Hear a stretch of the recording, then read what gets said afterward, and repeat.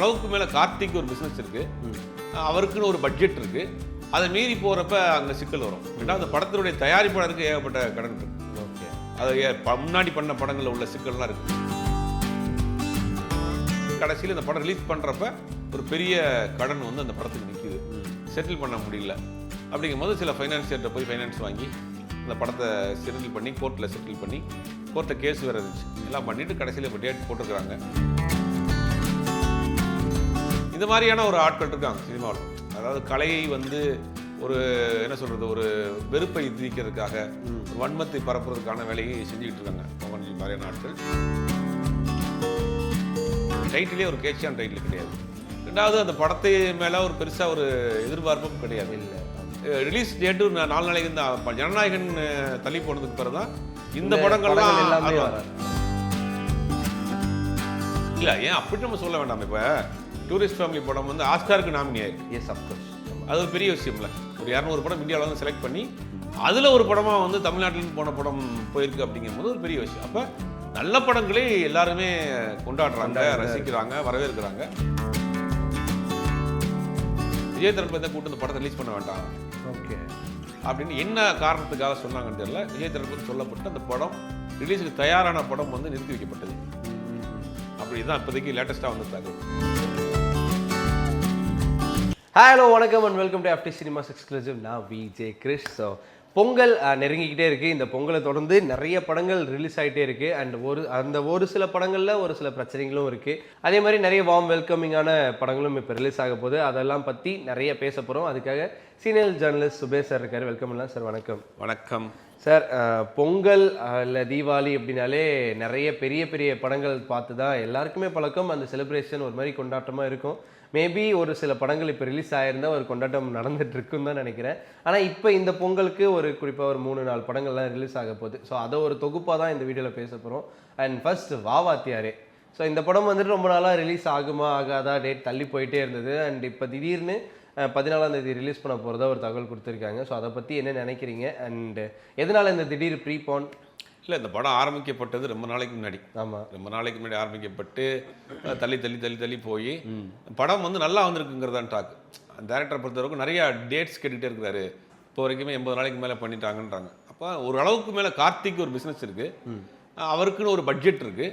அதை மீறி போகிறப்ப அங்கே சிக்கல் வரும். ரெண்டாவது அந்த படத்தினுடைய தயாரிப்பாளருக்கு ஏகப்பட்ட கடன் இருக்குது. ஓகே, அது முன்னாடி பண்ண படங்களில் உள்ள சிக்கல்லாம் இருக்குது. ஞானவேல் ராஜாவுக்கு முன்னாடி பண்ண படங்கள் அங்கே வாங்குவானா ஏகப்பட்ட படங்களுடைய கடன்லாம் இருக்குது. இப்போ சினிமாவை பொறுத்த வரைக்கும் ஒரு படம் நீங்கள் எடுக்கிறீங்கன்னா முன்னாடி உள்ள கடனை வந்து இந்த படத்துலலாம் வந்து நீங்கள் காம்பன்சேட் பண்ணணும். படம் ரிலீஸ் ஆகிற அன்றைக்கி நான் நைட்டு வந்து நின்றுவாங்க, செட்டில்மெண்ட் பண்ணுங்க. நீங்கள் ஒருத்தட்ட வந்து 5 வருஷத்துக்கு முன்னாடி ஒரு 5 லட்ச ரூபா வாங்கியிருப்பீங்க. ஓகே, அதுக்கு வட்டி கட்டிலாம் போட்டு 15 லட்ச ரூபா கொடுங்கன்னு படம் ரிலீஸ் ஆகிற நாள் நைட் வந்து நிற்பார். ஓகே, அது கிளியர் பண்ணால் தான் நீங்கள் படத்தை ரிலீஸ் பண்ண முடியும். அந்த மாதிரி ஒரு சிக்கல் இந்த படத்துக்கு. படத்தினுடைய காஸ்ட் ஆஃப் ப்ரொடக்ஷனும் அதிகம், நம்பர் ஆஃப் ஷூட்டிங் டேஸும் அதிகம். தள்ளி தள்ளி போயிடுச்சு. இப்படியே போயிட்டு கடைசியில் இந்த படம் ரிலீஸ் பண்ணுறப்ப ஒரு பெரிய கடன் வந்து அந்த படத்துக்கு நிற்கிது, செட்டில் பண்ண முடியல. அப்படிங்கும்போது சில ஃபைனான்சியர்கிட்ட போய் ஃபைனான்ஸ் வாங்கி அந்த படத்தை செட்டில் பண்ணி கோர்ட்டில் செட்டில் பண்ணி கோர்ட்டில் கேஸ் வேறு இருந்துச்சு, எல்லாம் பண்ணிவிட்டு கடைசியில் இப்போ டேட் போட்டிருக்கிறாங்க. இந்த நம்ம பேசிக்கிட்டு இருக்க நேரம் வரைக்கும் போஸ்ட்லாம் ஒட்டிட்டாங்க, டேட்டெல்லாம் போட்டாங்க. கன்ஃபார்ம் வந்துடும் ஆல்மோஸ்ட் கடனில். ஆனால் அங்கே இருக்கக்கூடிய பிரச்சனைகளை பார்க்குறப்ப கடைசி நிமிடம் வரைக்கும் அங்கே பஞ்சாயத்து போகுமாங்கிற மாதிரி சந்தேகம் தான் இருக்குது அந்த படத்துக்கு. பார்த்தா ஒரு காமெடி படம். எனக்கு தெரிஞ்ச கார்த்தி வந்து ரொம்ப நாள் கழிச்சு ஒரு காமெடி படம் பண்ணிருக்காரு. தமிழ் சினிமாலே ஒரு காமெடி படம் வந்து ரொம்ப நாள் ஆச்சு. ஆமாம், ஃபுல் ஃப்ளெக்ஸாக காமெடி வந்து ரொம்ப நாள் ஆச்சு. பட் வந்துச்சுன்னா ஒரு எதிர்பார்க்கக்கூடிய படமாக இருக்கும். ஸோ இந்த படத்தை தொடர்ந்து இதுக்கு முன்னாடி இந்த ஒரு கேள்வி கேட்டிருக்கணும் சார், நான் மறந்துட்டேன் ஆக்சுவலாக. பராசக்தி. ஸோ பராசக்தி பெரிதும் நிறைய விமர்சனம் வந்துச்சு, நிறைய எதிர்ப்பு வந்துச்சு. பராசக்தி படம் பார்த்துறீங்க. ஸோ அதை பற்றின உங்களோட கருத்து என்ன சார்? இல்லை, பராசக்திக்கு வந்து ஒரு தரப்பு குறிப்பாக அப்படின்னா விஜய் ரசிகர்கள் அந்த படத்தை என்ன பண்ணாங்கன்னா ஒட்டுமொத்தமாக அந்த படத்து மேலே ஒரு வன்மத்துக்கு ஆரம்பிச்சிட்டாங்க. ஓகே, தலைவர் படம் வரல, தளபதி படம் வரல, இங்கே வந்திருக்கீங்க, அந்த படத்தை வராமல் தான் நீங்கள் முடக்கிட்டீங்க அப்படிங்கிற மாதிரி அவங்களுக்கு ஒரு தப்பான நினைவு இருக்குது. அவங்க உள்ளே போய் அந்த படத்தை பார்த்துட்டு அவங்களுக்கு ஒரு ஃபீல் ஏற்பட்டாலும் கூட அது வந்து அவங்களால ஒத்துக்கிற முடியல. அவங்களால அது வந்து அதை வந்து ஜீரணிச்சுக்கிற முடியல, அக்செப்ட் பண்ணிக்க முடியல. அப்படிங்கும்போது அவங்க என்ன சொல்கிறாங்க, ஓகே தமிழ், ஓகே நம்மளுடைய கலாச்சாரம், ஓகே இது நம்மளுடைய ஹிஸ்ட்ரி இதெல்லாம் ஓகே. ஆனால் தளபதி படம் வரல இல்லை, அதனால நான் அடிப்பேன், அதனால நான் அடிப்பேன், வாடன்னு நான் அடிப்பேன்டா அப்படிங்கிற மாதிரி தான் அவங்க அந்த ரேஞ்சுக்கு போயிட்டு இருக்காங்க. ஓகே. பட் விமர்சனங்கிறது பார்க்குறப்ப கலவையான விமர்சனமாக தான் அந்த பக்கம் வந்துட்டு இருக்கு. பிஸ்னஸ் வந்து பெரிய அளவாக போயிட்டு இருக்கு. படம் கிட்டத்தட்ட வந்து 55 கோடி ரூபா இன்னைக்கு இப்போ பேசிட்டு இருக்க நேரம் வரைக்கும் அது இன்க்ரீஸ் ஆகிற வேர்ல்டு வைடு நான் சொல்கிறேன். வேர்ல்டு வைடு வந்து 55 கோடி ரூபா வரைக்கும் கலெக்ஷன் ஆயிருக்கு. ஒரு ஃபேமிலி ஆடியன்ஸ் போக ஆரம்பிச்சிருக்காங்க, அது ஒரு பெரிய விஷயம். அப்போ அந்த ஆடியன்ஸ் தேட்டரில் போனால் அது ஒரு பெரிய கலெக்ஷன். இப்போ இந்த ஒரு யங்ஸ்டரோ ஒரு ஃபேன் பேஸில் இருக்கக்கூடிய ஒரு ஆர்டிஸ்ட் இப்போ பசங்களோ போனாங்கன்னா அவங்க மட்டும் தான் போவாங்க. ஒரு ஃபேமிலி போனாருன்னா அவங்க அப்பா பையன் கூட ஃபேமிலியோட கூட்டு போய் காப்பாரு. இப்போ அவங்க என்ன பண்ணுறாங்க, நம்மளுடைய கல்ச்சரை பாரு, ஒரு மொழிக்காக எவ்வளோ பெரிய தியாகம் பண்ணியிருக்காங்க, எவ்வளோ வரலாறு இருக்குது, எவ்வளோ பெரிய போராட்டம், எவ்வளோ பெரிய உயிர் தியாகம், அதெல்லாம் பாருங்க அப்படின்னு அந்த வரலாறு தெரிஞ்சுக்கட்டும். எக்ஸிபிஷன் போகிறோம், ஒரு லைப்ரரிக்கு போகிற மாதிரி இதை வந்து கூட்டு போய் காட்டுறாங்க. அப்படின்னா அந்த ஆடியன்ஸ் வந்து படத்தை அப்படியே பேலன்ஸ்டாக ஓட்டிகிட்டு இருக்காங்க. அதனால் ஒரு பெரிய கலெக்ஷன் வந்திருக்கு அந்த படத்துக்கு. ஸோ பராசக்தி தொடர்ந்து இப்போ பொங்கல் ரிலீஸ் வந்தோம் அப்படின்னா அடுத்ததாக திரௌபதி 2. ஸோ திரௌபதி 1லேயே வந்து நிறைய சர்ச்சைகள் வந்துச்சு. அண்ட் திரௌபதி 2 பக்கம் வர ஏதோ பாட்டு ரிலீஸ் ஆனப்பெல்லாம் நிறைய பிரச்சனைகள், சின்மை வந்துட்டு சொல்லலை, அது மாதிரிலாம் இருந்தது. ஸோ இப்போ படம் ரிலீஸ் ஆக போகுது, இதில் ஏதாவது சர்ச்சை இருக்குமா? கண்டிப்பாக இருக்கும். அவர் சொல்லப்பட்ட கதையே வந்து அந்த மாதிரி தான் சொல்கிறாங்க. படம் ரிலீஸ் ஆகிறப்ப அதுவும் வந்து ஒரு சர்ச்சைக்குரிய விஷயமாக தான் இருக்கும். இந்த மாதிரியான ஒரு ஆட்கள் இருக்காங்க சினிமாவில். அதாவது கலையை வந்து ஒரு என்ன சொல்கிறது, ஒரு வெறுப்பை திணிக்கிறதுக்காக, ஒரு வன்மத்தை பரப்புறதுக்கான வேலையை செஞ்சுக்கிட்டு இருக்காங்க மோகன்ஜி மாதிரியான ஆட்கள். அந்த மாதிரியான படமாக தான் இருக்குது. ஒரு சித்தாந்தத்தில் மூழ்கி போயிருக்கிறாரு, அதை மண்டல அதில் ஏற்றிட்டு அதில் அந்த சார்ந்த ஒரு படம் பண்ணணும். அப்போ அதுக்காக ஃபைனான்ஸ் கிடைக்குது. ஓப்பனாக சொல்லணும்னா அவருக்கு அந்த பெருசாக கொள்கை இருக்குமா என்னங்கிறதான் தெரியாது. ஓகே. அந்த மாதிரி படங்கள் பண்ணுறதுக்கு அந்த மாதிரி நாட்கள் ஃபினான்ஷியலாக ஹெல்ப் பண்ணுவாங்க, புஷ் பண்ணுவாங்க. மோகன்ஜி எடுத்த படம் எந்த படம் ஓடி இருக்கா, ஏன் தொடர்ந்து படம் பண்ணுறாரு அப்படின்னா அவங்க ஃபண்டு பண்ணாங்க. இந்த மாதிரியான அவங்களுடைய ஒரு என்ன அஜெண்டாவை ப்ரொமோட் பண்ணுறதுக்கு இந்த மாதிரியான நாட்கள் பயன்படுவாங்க. இந்தியா முழுவதும் பண்ணுறாங்க, தமிழில் மோகன்ஜி பண்ணுறாரு. வந்த பிறகு தான் தெரியும் அந்த படம் என்ன பண்ணி வச்சிருக்காரு. ஓகே. ஸோ வந்தால் தான் அதில் வந்து எதாவது சர்ச்சை இருக்கா இல்லை எதாவது பேசியிருக்காருன்னு தெரிய வரும். ஸோ அடுத்து டிடிடி. ஸோ இந்த படம் வந்துட்டு ஜீவாவுக்கு ரொம்ப நாள் கழிச்சு ஒரு படமாக இருக்கும், அண்ட் ரொம்ப நாள் கழிச்சு ஒரு காமெடி படமாக இருக்கிறதுக்கு வாய்ப்பு இருக்கு. ஸோ அந்த படத்தை பற்றின ஒரு சில தகவல். இல்லை, அதான் தலைவன் தம்பி தலைமை அப்படின்னு ட்ரிபிள் டி அப்படிங்கிற பேரில் ட்ரிபிள் ஏன்னு ஃபர்ஸ்ட் ஒன்று வந்தது. அது வந்து அவர் ஆனால் இது என்னன்னா, இது ஒரு கேஷியான் டைட்டில் கிடையாது. இது அந்த டைட்டிலே ஒரு கேஷியான் டைட்டில் கிடையாது. ரெண்டாவது அந்த படத்தை மேலே ஒரு பெருசாக ஒரு எதிர்பார்ப்பும் கிடையாது. இல்லை, ரிலீஸ் டேட்டு 4 நாளைக்கு தான். ஜனநாயகன் தள்ளி போனதுக்கு பிறகு தான் இந்த படங்கள்லாம் என்னென்ன அதில் ஒரு சிக்கல் என்னன்னா, இந்த 12ஆம் தேதியோட ஹாலிடே ஸ்டார்ட் ஆயிரும். பலரும் வந்து டிராவலிங்லேயே இருப்பாங்க. டிராவலிங்லேயே இருப்பாங்க, பர்ச்சேஸ் பண்ணுவாங்க, டிராவலிங் போவாங்க, சொந்த ஊருக்கு போவாங்க. அப்படிங்கும் போது இந்த படங்கள்லாம் ரிலீஸ் ஆயிருக்காங்கிறே போய் சேராது. இப்போ ஜனநாயகனோ பராசக்தியோ நம்ம ஒரு 2 மாசமா பேசிக்கிட்டு இருக்கோம், 9ஆம் தேதி 10ஆம் தேதி அப்படின்னு. இந்த திடீர்னு வர்றப்ப என்ன ஆகுனா, இந்த படம் ரிலீஸ் ஆயிருக்காங்கிறதே பல பேருக்கு தெரியாது. அப்போ இது ஏன் இவங்க இந்த அவசரமா அதை ஃபில்லப் பண்ணணும்னு நினைக்கிறாங்க. இந்த லீவ் இருக்கு, பட் இந்த தீபாவளி கிடையாது. தீபாவளி மாதிரி அவங்க ஒரே நாளில் வெட்டு அடிச்சு பட்டாசு வெடிச்சுட்டு கொண்டாடிட்டு போயிடுவாங்க.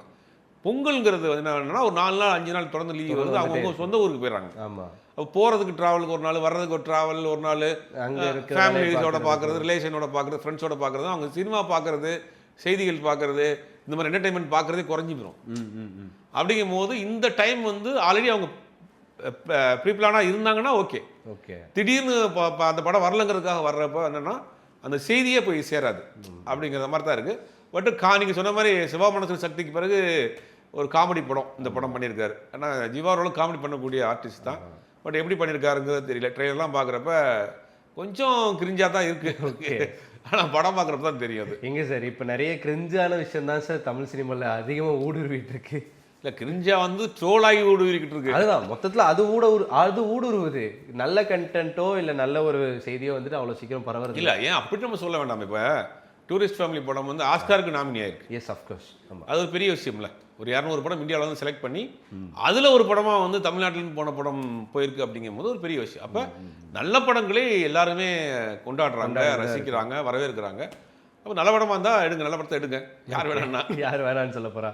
ஸோ எல்லாரும் அதுக்கு தான் வெயிட் பண்ணிட்டு இருக்கோம். சரி, இதெல்லாம் ஒரு பக்கம் இருக்குது. ஆனால் இன்னொரு பக்கம் வந்து ஜனநாயகன் இப்படி இந்த பொங்கலுக்கு ரிலீஸ் ஆக போகிறது இல்லைங்கிறது உறுதியாயிடுச்சு. இருந்தாலும் விஜய் அவர்களோட படத்தை நாங்கள் ஏதோ ஒன்று போடுவோம் அப்படின்ட்டு மெர்சல் அப்புறம் வந்துட்டு தெரியலை ரிலீஸ் ஆக போகுதுங்கிற ஒரு தகவல் இருக்குது. ஸோ ஒருவேளை ரிலீஸ் ஆக வாய்ப்பு இருக்கா சார்? அதாவது வந்து கலைப்புலி தானு அவர் வந்து சச்சின்னு ஒரு படம் பண்ணார்.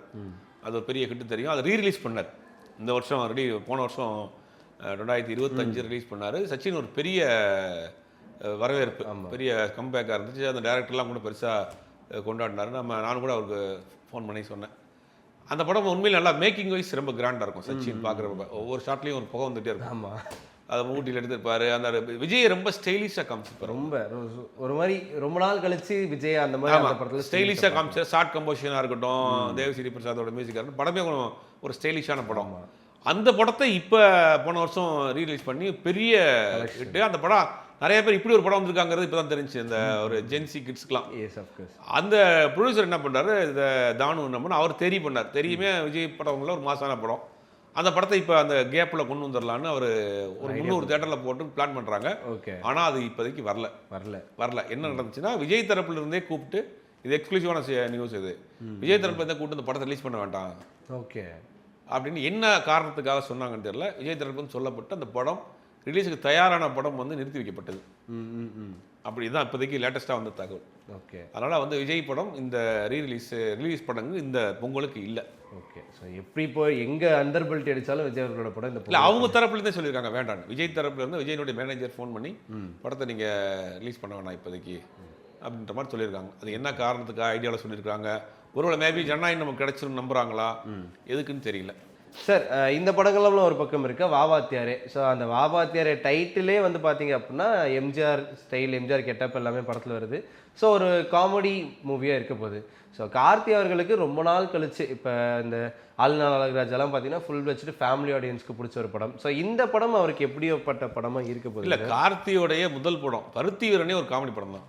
படம் ஃபுல்லாகவே ஒரு எமோஷனல் லவ் அப்படின்னா படம் ஃபுல்லாகவே காமெடி பண்ணிட்டு இருப்பார். அந்த படம் ரொம்ப டயர்டாகாமல் போனது காரணம் என்னன்னா, அந்த 2 கேரக்டருமே சித்தப்பாவும் கேரக்டரும் இவரும் என்ன பண்ணுவாங்க, படம் ஃபுல்லாகவே காமெடியாக போயிருப்பாங்க. அதாவது அவங்க பண்ணுற ரவுடிசம் கூட காமெடியாக தான் இருக்கும்.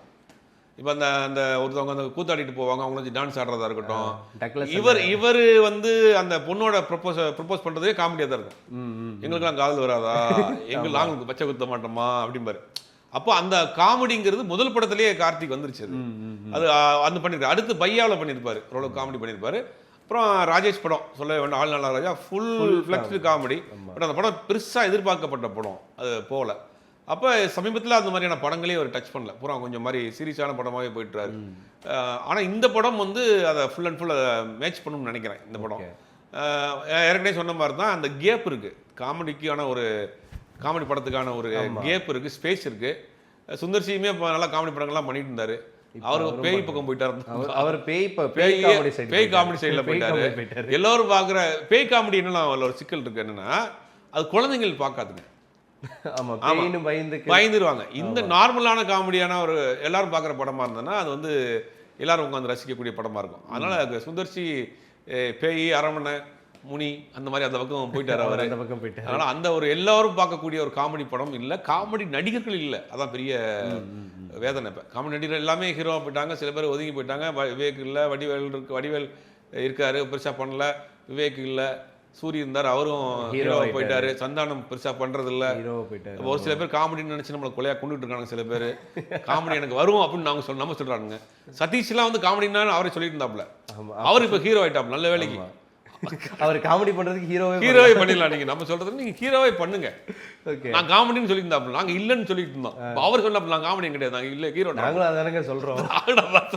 இப்போ அவர் ஹீரோவை போயிட்டாப்புல. அதனால காமெடிக்கு இப்போ ஆளே கிடையாது. தமிழ் சினிமாவில் நம்ம விளையாட்டை பேசியிருந்தாலும் கூட காமெடி ஒரு ஏரியாவே காலியாக கிடக்கு. அது நல்ல ஒரு நல்ல காமெடியன் இருக்கிறாங்க. ஆனால் என்னென்ன அந்த சினிமா என்னன்னா ஒரு அந்த என்ன சொல்றது, மாஸ், அது அந்த விஷயம், பிஸ்னஸ். ஒரு படத்தில் அவர் காமெடி பண்ணிட்டார், நான் திருப்பி அதே மாதிரி பண்றது. அதெல்லாம் என்ன பண்றாங்க, நல்ல காமெடி நடிகர்களை மிஸ் பண்றாங்க. இந்த பாலசரவணன் நல்லா காமெடி பண்ணுவாப்புல. பட் பாலசரவணன் இப்போ கேட்குறேன், நிறைய படங்களை ஒரு சில படங்களை ஹீரோ பண்றதா சொல்றாங்க. அப்ப இந்த காமெடி ஏரியாவே கண்ணுக்கட்டி தூரம் வரைக்கும் காலியாக தான் கிடக்கு. இப்போ அதை ஒரு ஹீரோவாவது ஃபுல் பண்ணணும். இப்போ சிவகார்த்தியன் பண்ணிட்டு இருந்தார். சிவகார்த்தியன் படத்துல அவரே காமெடி பண்ணுவார். அவரும் வேற ஒரு ஜோனல தாவி போயிட்டு இருக்காரு. பாத்தீங்கன்னா மதராசி பண்றாரு, ஒரு ஆக்ஷன் படம். இப்போ பராசக்தி அவரும் வேற ட்ராக்ல பிடிச்சி போயிட்டாரு. இப்போ எந்த பக்கம் பார்த்தாலுமே காமெடிக்கு ஆள் கிடையாது. ஹீரோவா இருந்து காமெடி பண்ற ஆளும் கிடையாது, காமெடினாவே இருக்கிற ஆட்களும் கிடையாது. அப்படிங்கும்போது இந்த படம் அது கொஞ்சம் ரிலாக்ஸாக இருக்கும்னு நினைக்கிறேன். பட் இந்த படம் வந்திருக்க அந்த குழப்பம் இன்னைக்கு வருமா வராதா, இந்த டிலே அதெல்லாம் வந்து கரெக்டாக படத்தை கொண்டு போய் சேர்த்துருவாங்களாங்கிறது சந்தேகமாக தான் இருக்குது இதில். ஓகே. ஸோ அதுதான் சார். இப்போ நீங்கள் சொன்ன மாதிரி காமெடிக்குன்னு ஒரு வெற்றிடம் இருக்குது, ஃபேமிலி ஆடியன்ஸ் பார்க்கக்கூடிய ஒரு படங்களுக்கு வெற்றிடம் இருக்குது. ஸோ இந்த பொங்கல் எந்த மாதிரியான ஒரு பொங்கலாக இருக்க போகுது, ஆடியன்ஸ்க்கு எந்த மாதிரியான ஒரு சினிமா திருவிழா எப்படி இருக்க போகுது அப்படிங்கிறத வெயிட் பண்ணி பார்க்கலாம் சார். ரொம்ப நன்றி சார்.